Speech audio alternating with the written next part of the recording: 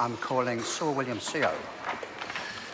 Thank you, Mr. Chairman. In the past 4 years, 10 years, there have been 4 other similar bills that have come before this House, sir, and each time that those bills have come before this House, there's been a conscience vote by all parties, and each time those bills have lost.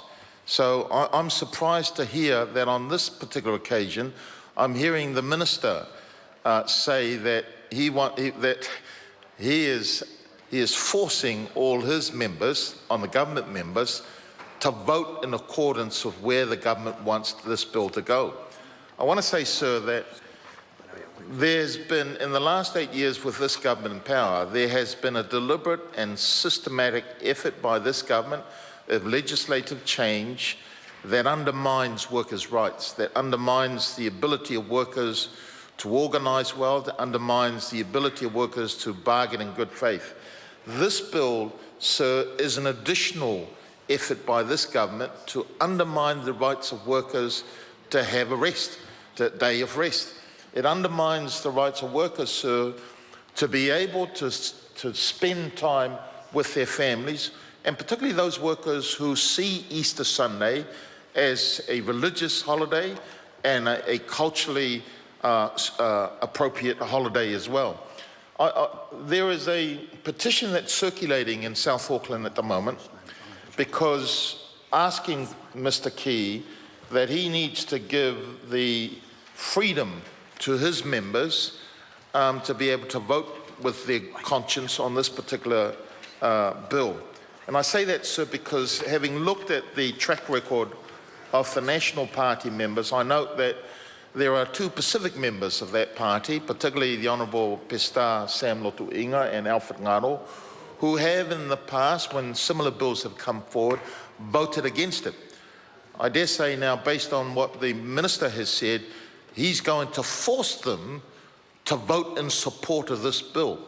And that petition that will be tabled next week is about calling on the Prime Minister and his government to allow those members of Parliament of the government, if given their freedom to vote in good conscience of this, would otherwise not support the government's agenda.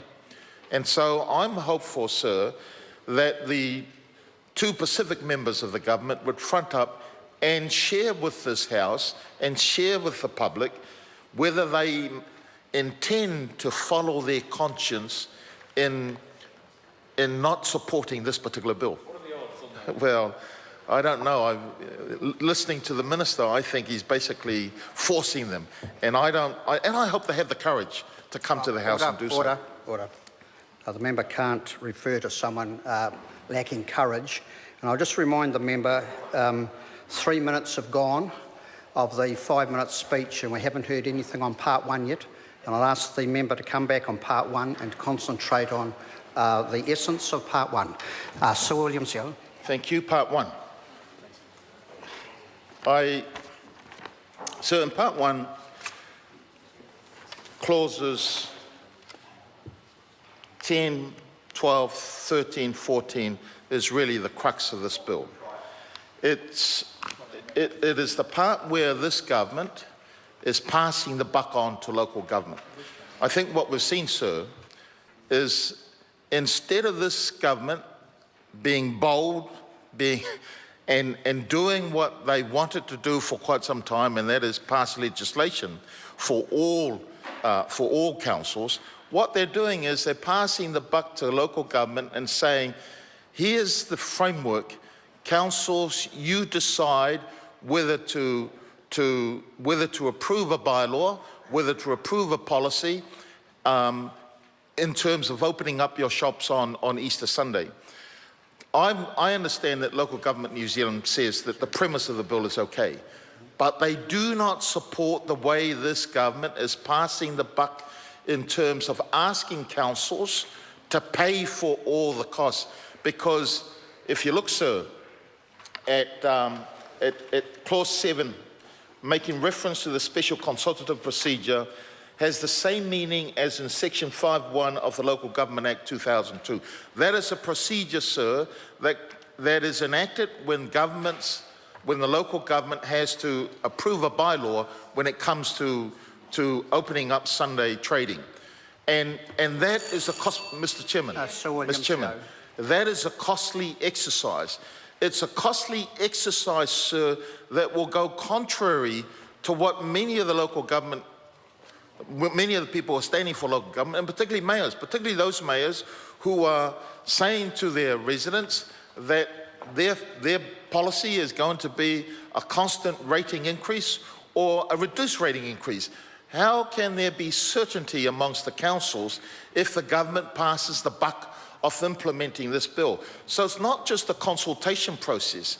It's also, sir, having to hire legal services for the development of the policy, but also the development of the bylaw.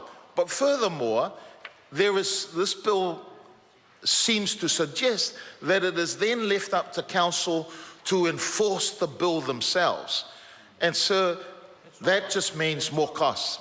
The overall view, sir, that, and this is the reason why the local government in New Zealand aren't on board with this, is the overall view is this government treats them badly and continues to pass on the cost to them to carry. And the reality is, where do the local government get their money from? It comes from ratepayers. And so every ratepayer who's listening to this, yep, you might feel that you'd like to go down to Sunday shopping on Easter Sunday, but the reality is you, your neighbours, your whole community are going to have to bear the cost of implementation of this particular piece of legislation. I want to come, sir, to the fact that by opening up trading hours on Sunday, a day which is traditionally a day of rest, particularly those who are the communities of faith and communities of culture. A day of rest, sir, is Sunday. But if this government is so intent on opening up trading hours on Sunday, it means, and they say it, the minister says that the worker has a choice. The reality, sir, if the shop or the business is open on Sunday and it becomes a regular trading day for them, any person that refuses to work on that particular day is going to be undermined by that employer, is going to be undermined by their peers, because others are going to feel, why should they be able to take the day off on Sunday and be penalised? Order. Trading on Easter Sundays in part 2, and we're on part 1. I'm reading. Sorry? And I ask the member to concentrate on part 2, on part 1, and that's what we're actually on. So, Lees-Galloway. Apologies, Mr. Chairman, for doing this, but I have found this bill at times difficult to follow as well in terms of what is in what part. Part 2 of this bill is clauses 20 and 21. Part 1 of this bill does add parts 1 and 2 to the Principal Act. And so it can be quite difficult to follow, but part 1 is the bulk of the bill. In fact, basically everything that the bill traverses is in part 1. Part 2 of this bill is transitional savings and related provisions, clauses 20 and 21. Well, thank you for that. I'm going to seek some advice. I hear what you say, the bulk of it is part 1, and I'm just going to seek some advice. Just 1 minute, I'm just seeking some advice first. I'm just seeking some advice first.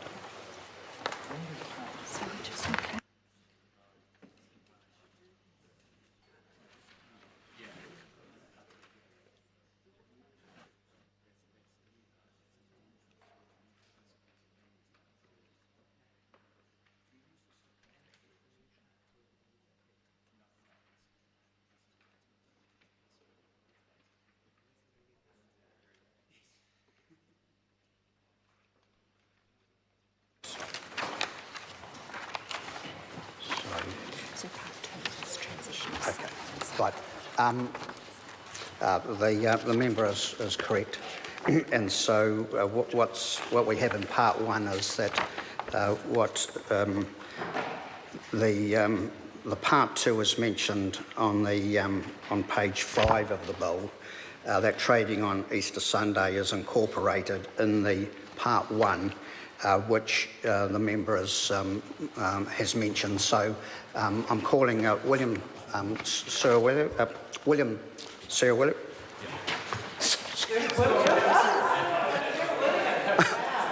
My apologies, Mr. Sir. Your apology accepted, Mr. Speaker. I do want to draw your attention, part 1, clause 13 and clause 4B, which is what I was making my references to earlier about because that particular part makes reference to Easter Sunday being open and up as a trading day, when normally that particular day has been a holiday.